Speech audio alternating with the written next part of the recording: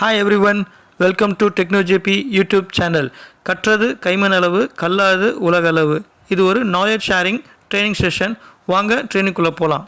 இன்றைக்கி topic material பற்றி தான் நம்ம தெரிஞ்சுக்க போகிறோம். ஏன்னா மெட்டீரியல் தான் வந்து ஒரு இண்டஸ்ட்ரியோட பேசிக் requirement. What is material? Material is the mixture of substance or composition of chemical element. இங்கே பார்த்தீங்கன்னா நிறைய டைப்ஸ் ஆஃப் மெட்டீரியல்ஸ் இருக்குது. வுட்டு, அதுக்கப்புறம் பார்த்தீங்கன்னா ரப்பரு, அதுக்கப்புறம் பிளாஸ்டிக்கு, அதுக்கப்புறம் ஸ்டீலு. நம்ம பாடி கூட ஒரு மெட்டீரியல் தான். நம்ம பாடி வந்து மேடப் ஆஃப் செல்ஸ். அதே மாதிரி வுட்டு, ரப்பர், பிளாஸ்டிக்ஸ்னால் வந்து பார்த்திங்கன்னா ஒரு மூலக்கூறுகளால் ஆனது. இப்போ நம்ம வந்து ஸ்டீல் பற்றி தான் நம்ம படிக்க போகிறோம் இந்த செஷனில். ஸ்டீல் வந்து பார்த்திங்கன்னா it's and composition of chemical element. இப்போ ஸ்டீல் மேனுஃபேக்சர் பண்ணுறதுக்கு என்னென்ன கெமிக்கல் எலமெண்ட்ஸ்லாம் வந்து யூஸ் ஆக போகுது, அந்த கெமிக்கல் எலமெண்ட்ஸ்லாம் வந்து எப்படி அதை யூசேஜ் பண்ணுறாங்க ஒரு ஸ்டீல் மேனுஃபேக்சரிங்கிறத நம்ம வந்து பார்க்க போகிறோம். இப்போ இந்த ஸ்டீல் மேனுஃபேக்சரிங்கில் பார்த்தீங்கன்னா கேஸ்டிங் இருக்குது, ஃபோர்ஜிங் இருக்குது, பைப் இருக்குது, பாரு, பிளேட்டு, இந்த மாதிரி டிஃப்ரெண்ட் கைண்ட் ஆஃப் மெட்டீரியல்ஸ் இருக்குது. இப்போ எல்லாமே பார்த்திங்கன்னா கெமிக்கல் எலமெண்ட்ஸ் வந்து ஆட் ஆகுது. கெமிக்கல் எலமெண்ட்ஸ்னால நிறைய மெட்டீரியல்ஸ் வந்து வெரைட்டியாக சேஞ்ச் ஆகும். இப்போ நம்ம கெமிக்கல் எலமெண்ட்ஸ் என்னென்னன்றதை பார்க்கலாம். ஃபஸ்ட்டு கெமிக்கல் எலமெண்ட் பார்த்திங்கன்னா கார்பன். கார்பனோட சிம்பிள் பார்த்திங்கன்னா சி. இப்போ இந்த கார்பன் வந்து பார்த்திங்கன்னா அயன் கார்பன் டயக்ராமில் ஃபஸ்ட்டு எக்ஸாக்சிஸில் இருக்கும், lower range to higher range. இப்போ இந்த கார்பன் சி அப்படின்றத கெமிக்கல் எலமெண்ட்டு எல்லா மில் டெஸ்ட் சர்டிஃபிகேட்லேயும் எல்லா மெட்டல் டெஸ்ட் சர்டிஃபிகேட்லையும் ஃபஸ்ட்டு இருக்கும். இப்போ இந்த லோயர் ரேஞ்சிலேருந்து ஹையர் ரேஞ்ச் மாறும்போது வேரியஸ் ஸ்டீல் கேட்டகரியாக மாறும். இப்போ லோயர் ரேஞ்ச் பார்த்தீங்கன்னா 0.03% வந்து stainless steel, 0.08 stainless steel, 0.25 0.3 carbon steel, 0.4 அது 0.5க்குள்ளே பார்த்தீங்கன்னா அலாய் ஸ்டீலு, அதே மாதிரி 1.9லேருந்து 2.5க்குள்ளே வேரியஸ் கேஸ்ட் அயன் ரேஞ்ச் வந்து மெட்டீரியலாக சேஞ்ச் ஆகும். இப்போ கார்பன் ஹையர் பர்சன்டேஜ் இருக்கும்போது அது வந்து கேஸ்டைன் வந்து எதுக்கு யூஸ் பண்ணுறாங்கன்னா நிறைய மிஷின் பாடிஸ்க்கெலாம் யூஸ் ஆகும். அந்த மிஷின் பாடிஸில் வந்து வைப்ரேஷன் ரெசிஸ்டன்ஸ். இப்போ ஹையர் கார்பன் இருக்கும்போது ஹார்ட்னஸ் வந்து இன்க்ரீஸ் ஆகும், பட் பிரிட்டில்னஸும் அதே சமயத்தில் இன்க்ரீஸ் ஆகும். பிரிட்டில்னஸ்னால் என்ன அப்படின்னு பார்த்தீங்கன்னா அந்த கேஸ்டைன் கீழே போட்டிங்கன்னா உடஞ்சிரும், பட் ஆனால் இட் இஸ் அன் ஹார்ட்னபிலிட்டி. இப்போ கேஸ்டைன் வந்து ஹார்ட்னஸ்க்காக தான் மேக்ஸிமம் இன்க்ரீஸ் பண்ணுறது. It is a modern side. So carbon வந்து பார்த்திங்கன்னா எவ்வளோ லோ ரேஞ்ச் இருக்கோ வெல்டபிலிட்டி நல்லாயிருக்கும். இப்போ ஹையர் ரேஞ்ச் போச்சுன்னா வெல்டிங் வந்து இட் இஸ் புவர். இப்போ கேஸ்ட் அயனில் வெல்டிங் வந்து it's not advisable. So first chemical element carbon பற்றி நம்ம எல்லாமே தெரிஞ்சுக்கிட்டோம். கார்பன் தான் வந்து வேரியஸ் கேட்டகரிஸ் ஆஃப் ஸ்டீலை வந்து டிசைட் பண்ணுது. இப்போ அதே மாதிரி சொன்ன மாதிரி carbon steel, alloy steel, stainless steel, super duplex stainless steel, அந்த மாதிரி கேஸ்ட் அயன் அந்த மாதிரி வெரி ஆகும். இப்போ அடுத்த கெமிக்கல் எலமெண்ட் பார்த்திங்கன்னா மேங்கனீஸ். மேங்கனீஸோடைய சிம்பிள் பார்த்திங்கன்னா Mn. இந்த மேங்கனீஸ் வந்து பார்த்திங்கன்னா கார்பனுக்கு அடுத்தது எல்லா டெஸ்ட்டுமே இருக்கும். இது 1.1 1.2 அந்த மேக்ஸிமம் ரேஞ்சில் இருக்கும். இது வந்து மேக்ஸிமம் நம்ம எதுக்கு ஆட் பண்ணுறோம்னு பார்த்தீங்கன்னா it is a deoxidation process. இந்த சல்ஃபர் ஆக்சிஜனை நம்ம மெல்டிங் ஃபர்னஸில் அது வெளியேற்றும் போது என்ன ஆகும்னா it will transfer as a slag. So இம்ப்யூரிட்டிஸாக அது வெளியே தள்ளும். இப்போ என்ன பார்த்திங்கன்னா மெட்டீரியல் எல்லாமே வந்து மெல்டிங் ஃபர்னஸில் மெல்ட் ஆகும்போது கார்பனோட ஆக்சிஜன் சேரும், மேங்கனீஸோட ஆக்சிஜன் சேரும், சல்ஃபரோட ஆக்சிஜன் சேரும், அந்த மாதிரி எல்லா கெமிக்கல் எலமெண்ட்லையும் ஆக்சிஜன் சேரும். அப்போ அந்த ஆக்சிஜன்லாம் நம்ம வந்து வெளியேற்றோம்னா that is a deoxidation process. இப்போ இந்த மேக்னீஸ் ஆட் பண்ணுறதுனால குட் மிஷினபிலிட்டி இருக்கும். ஸோ இதுதான் வந்து மேக்னீஸோட யூசேஜ் இந்த ஸ்டீலில் மேனுஃபேக்சர் பண்ணும்போது. நெக்ஸ்ட்டு கெமிக்கல் எலமெண்ட் பார்த்திங்கன்னா சிலிக்கான். சிலிக்கானுடைய சிம்பிள் பார்த்திங்கன்னா SI. இப்போ இந்த சிலிக்கானும் வந்து ஒரு டீஆக்சிடேஷன் ப்ராசஸ் தான். நான் அப்போயே சொன்ன மாதிரி மேக்னீஸில் சொன்னேன் இல்லைங்களா. இப்போ இந்த ஸ்டீல் ஃபர்னஸில் எல்லாமே மெல்ட் ஆகும்போது எல்லா ரா மெட்டீரியல் ஸ்க்ராப்பு எல்லாமே மெல்ட் ஆகும்போது என்ன ஆகும் அப்படின்னு பார்த்தீங்கன்னா ஓப்பன் ஏரில் இருக்கனால ஆக்சிஜனுடைய இன்டியூஸ் ஆகும். அப்போ ஒவ்வொரு கெமிக்கல் எலமெண்ட்டும் ஆக்சிஜனோட இன்டியூஸ் ஆகும்போது டீஆக்சிடேஷன் ஆகணும். அதுக்காக தான் இந்த சிலிக்கான் அப்படின்ற ஒரு கெமிக்கல் எலமெண்ட்டும் ஆட் பண்ணுறாங்க. இப்போ இந்த ஆக்சிஜன் நம்ம மெல்ட்டிங் பண்ணும்போது அந்த மிக்ஸ் ஆகும்போது கார்பனுடைய எல்லா கெமிக்கல் மிக்ஸ் ஆகும்போது என்ன ஆகும்னா ஏர் பபிள்ஸ் ஃபார்ம் ஆகும். அப்போ அந்த ஏர் பபிள்ஸ்லாம் வெளியேற்றுறதுக்கு இந்த சிலிக்கான் அப்படின்ற ஒரு கெமிக்கல் எலிமெண்ட் யூஸ் ஆகுது. இப்போ நிறைய ரெக்குவயர்மெண்ட் ஸ்பெசிஃபிகேஷன்லாம் பார்த்தீங்கன்னா fully killed, carbon fully killed, semi கில்டுன்னு சொல்லுவாங்க. அதுக்கு இந்த சிலிக்கான் யூஸ் ஆகுது. அந்த chemical fully killed, semi killed ஆகிறதுக்கு, அதாவது டீஆக்சிடேஷன் ப்ராசஸ் நடக்கிறதுக்கு இந்த சிலிக்கான் யூஸ் ஆகுது. எல்லா மெட்டீரியல் டெஸ்ட் சர்டிஃபிகேட்ஸ்லையும் 0.6 மேக்ஸிமம் அப்படின்னு இருக்கும், 0.4 0.5 இருக்கும். அடுத்த கெமிக்கல் எலமெண்ட் பார்த்தீங்கன்னா sulphur. So low sulphur low phosphorus அப்படின்ற ஒரு ரெக்குவயர்மெண்ட் வந்து எல்லா ஸ்பெசிஃபிகேஷன் டெக்னிக்கல் ஸ்பெசிஃபிகேஷன் ஸ்டாண்டர்டில் இருக்கும். லோ சல்ஃபர் லோ ஃபாஸ்பரஸ் எதுக்கு யூஸ் ஆகுதுன்னு பார்த்தீங்கன்னா டீஆக்சிடைசேஷன் ப்ராசஸ் தான். டீஆக்சிடேஷன் ப்ராசஸ் 3 டைப்ஸாக பண்ணுவாங்க. ஃபஸ்ட்டு டைப் பார்த்தீங்கன்னா இந்த அலுமினியம் சிலிக்கேட்டு அந்த மாதிரி இம்ப்யூரிட்டிஸ் அந்த மெட்டீரியல்லாம் வந்து ஃபர்னஸில் மெல்ட் ஆகும்போது அதை மேலே தூவுவாங்க. அப்போ என்ன ஆகும் அப்படின்னு பார்த்தீங்கன்னா உள்ளே இருக்கிற ஆக்சிஜன்லாம் எக்ஸ்ட்ராக்ட் பண்ணி ஸ்லாகாக வெளியே வரும். செகண்ட் ப்ராசஸ் பார்த்தீங்கன்னா லோ சல்ஃபர் லோ ஃபாஸ்பரஸ், அது ஒரு டீஆக்சிடேஷன் ப்ராசஸ். மூணாவது டைப் பார்த்தீங்கன்னா வேக்கம் பேஸ்டு ஃபர்னஸ். இப்போ ஃபர்னஸ் வந்து எல்லாமே ஓப்பன் டைப்பில் இருக்கும். இந்த வேக்கம் பேஸ்ட் ஃபர்னஸ் பார்த்தீங்கன்னா க்ளோஸ்டு டைப்பில் இருக்கும். ஸோ ஆக்சிஜன் வந்து உள்ளே போகாது. இது ஒரு டீஆக்சிடேஷன் ப்ராசஸ். ஸோ இந்த சல்ஃபர் இதுக்கு தான் வந்து யூஸ் ஆகுது. அதாவது சல்ஃபர் சிலிக்கான் வந்து இதுக்கு தான் யூஸ் ஆகுது. இப்போ சல்ஃபர் வந்து லோ சல்ஃபர் லோ ஃபாஸ்பரஸ். அப்போ சல்ஃபருடைய கெமிக்கல் கண்டென்ட் அதாவது பர்சன்டேஜ் எவ்வளோ இருக்குன்னு பார்த்தீங்கன்னா 0.045 வரும். சில ரெக்குவயர்மெண்ட் ஏபிஐலாம் பார்த்தீங்கன்னா 0.015 அப்படின்னு கொடுத்துருப்பாங்க. ஸோ இந்த மாதிரி லோ சல்ஃபர் வரும்போது என்ன ஆகுதுன்னா defect free castings defect free forging வரும். அதுக்கு தான் வந்து இந்த சல்ஃபர் சிலிக்கான்லாம் யூஸ் பண்ணுறாங்க. நெக்ஸ்ட்டு கெமிக்கல் எலிமெண்ட் பார்த்தீங்கன்னா ஃபாஸ்பரஸ். ஓகேங்களா, இதோடைய கெமிக்கல் நேம் பார்த்தீங்கன்னா சிம்பிள் பார்த்தீங்கன்னா பி. இப்போ நான் ஏற்கனவே சொன்ன மாதிரி லோ சல்ஃபர் லோ ஃபாஸ்பரஸ். இந்த லோ ஃபாஸ்பரஸும் பார்த்தீங்கன்னா நிறைய மெட்டல் டெஸ்ட் சர்டிஃபிகேட்ஸில் 0.045 இல்லைனா வந்து 0.015 ஆஸ் பர் ஏபிஐ ரெக்குவயர்மெண்ட். ஓகேங்களா, இப்போ இந்த ஃபாஸ்பரஸ் வந்து ஆட் ஆகும்போது இட் இஸ் அன் அன்பிரிட்டில்மெண்ட் எஃபெக்ட் கொடுக்கும்.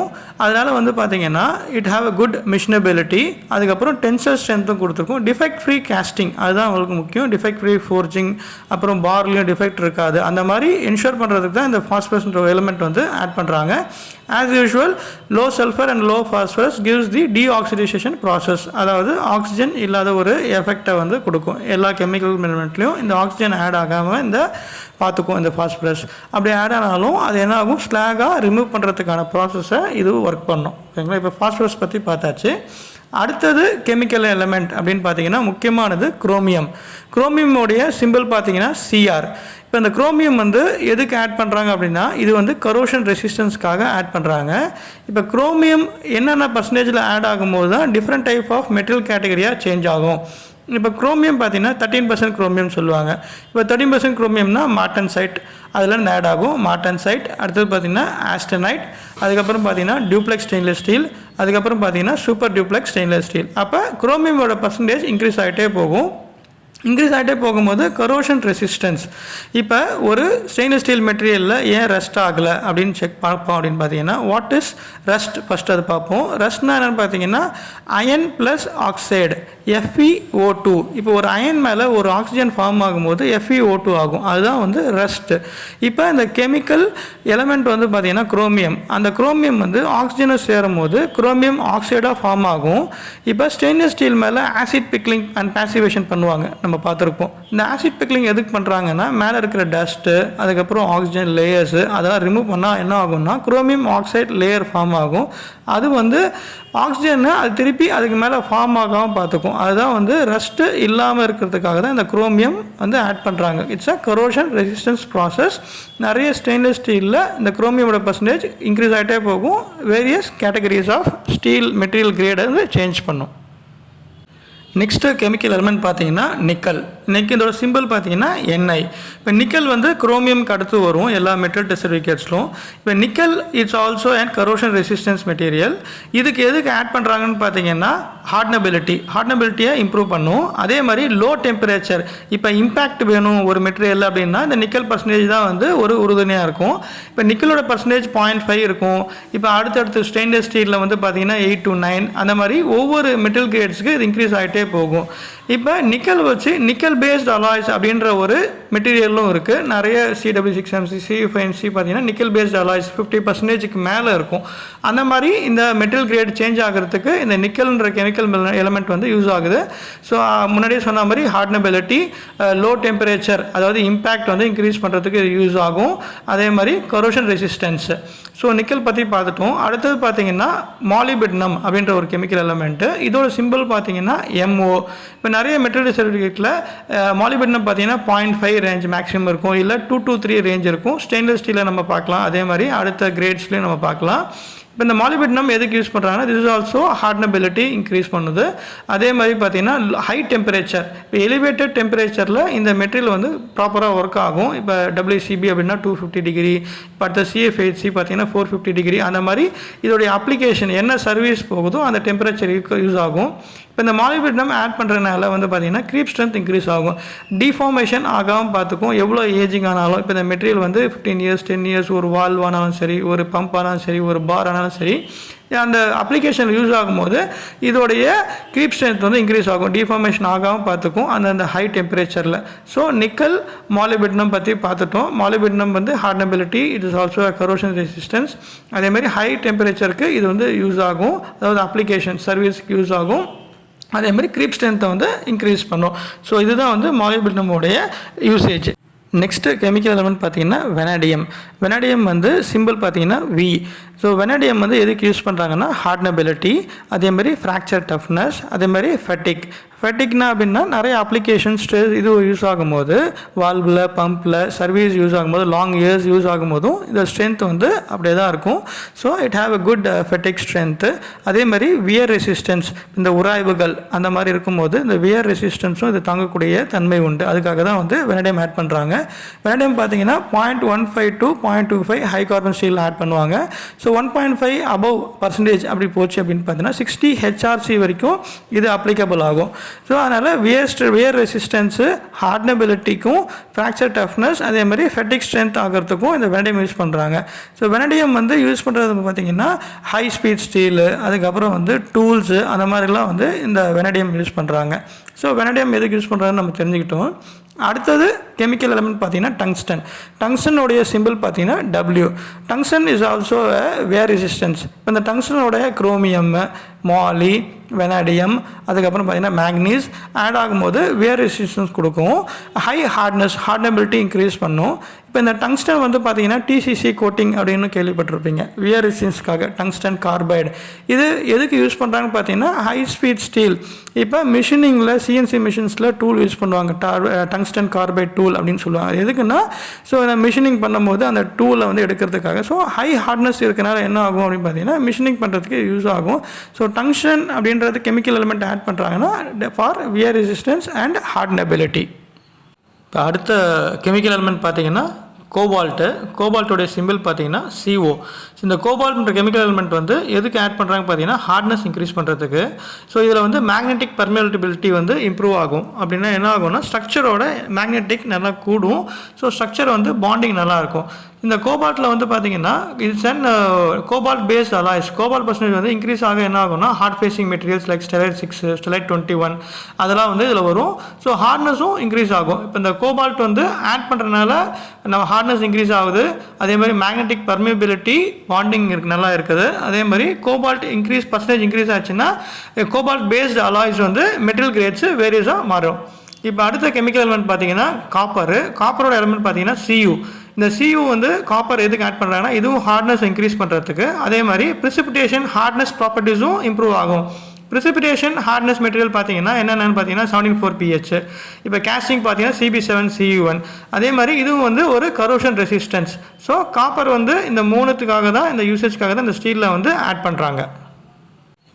இப்போ அடுத்த கெமிக்கல் எலிமெண்ட் பார்த்தீங்கன்னா அலுமினியோட சிம்பிள் பார்த்தீங்கன்னா AL.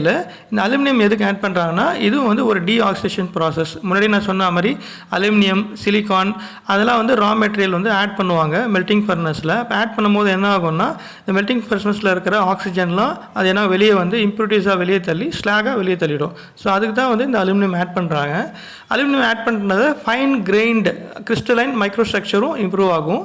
அதே மாதிரி இந்த semi killed, fully killed carbon ஸ்டீல்னு சொன்னோம் இல்லையா, ஒரு ரெக்குவயர்மெண்ட்டு, ஸ்பெசிஃபிகேஷன், டெக்னிக்கெல்லாம் நிறைய கொடுத்துருப்பாங்க.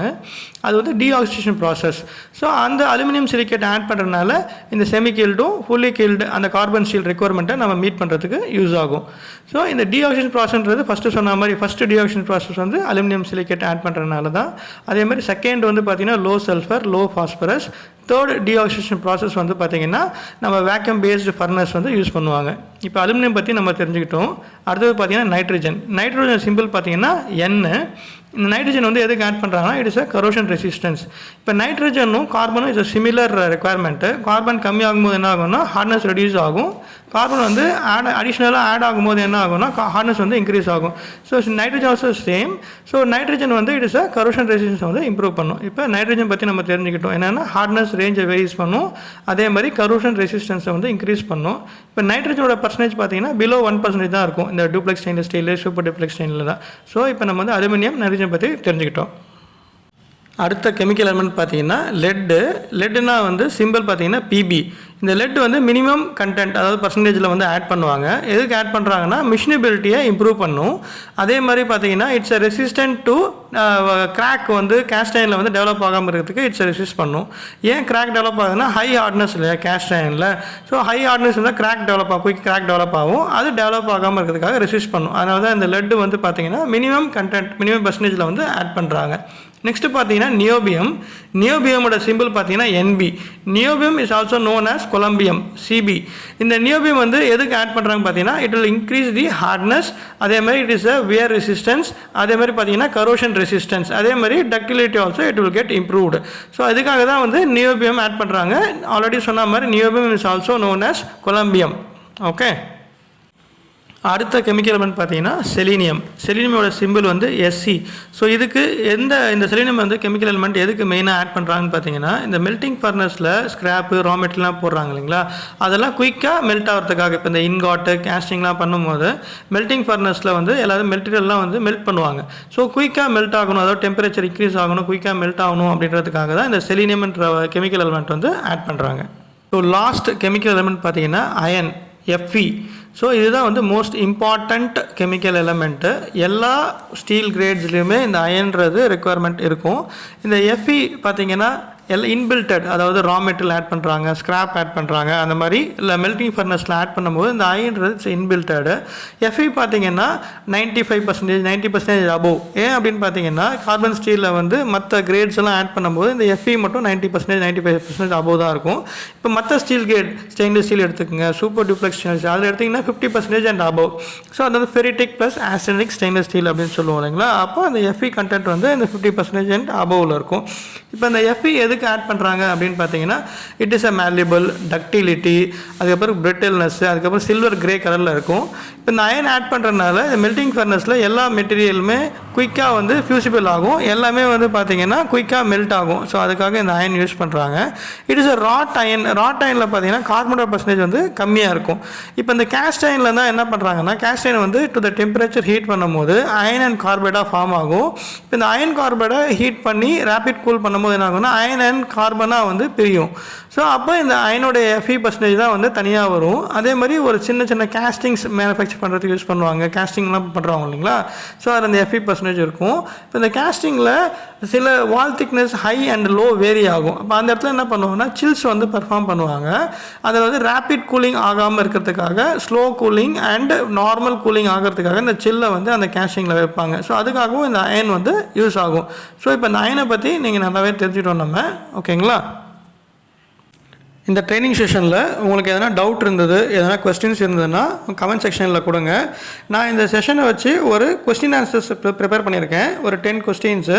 நீங்கள் அந்த 10 கொஸ்டின்ஸோட லிங்க் பார்த்தீங்கன்னா டிஸ்கிரிப்ஷனில் கொடுத்துருக்கேன். அதை போய்ட்டு நீங்கள் அட்டன் பண்ணுங்கள்.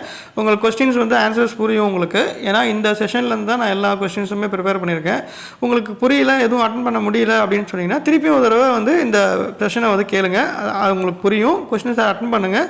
ஸோ தட் ஈஸியாக இருக்கும். உங்களுக்கு என்ன புரிஞ்சுதுன்றது உங்களுக்கு தெரியும். தேங்க்யூ. இந்த செஷன் இதோட முடிவடையுது. நம்ம இன்னொரு செஷனில் நம்ம எல்லாருமே பார்க்கலாம். ஸோ தட் இது வந்து என்னென்னா என்னோடய சின்ன முயற்சி. இதுக்கு என்ன உங்களுடைய ஆதரவு வேணும். லைக் பண்ணுங்கள், ஷேர் பண்ணுங்கள், சப்ஸ்கிரைப் பண்ணுங்கள், நோட்டிஃபிகேஷன் பெல் ஐக்கானை ப்ரெஸ் பண்ணுங்கள். ஸோ தட் உங்களுக்கு அடுத்தடுத்த ப்ரெசன்டேஷன்ஸ் உங்களுக்கு போடுறது தெரியும். Until then, bye from Techno JP.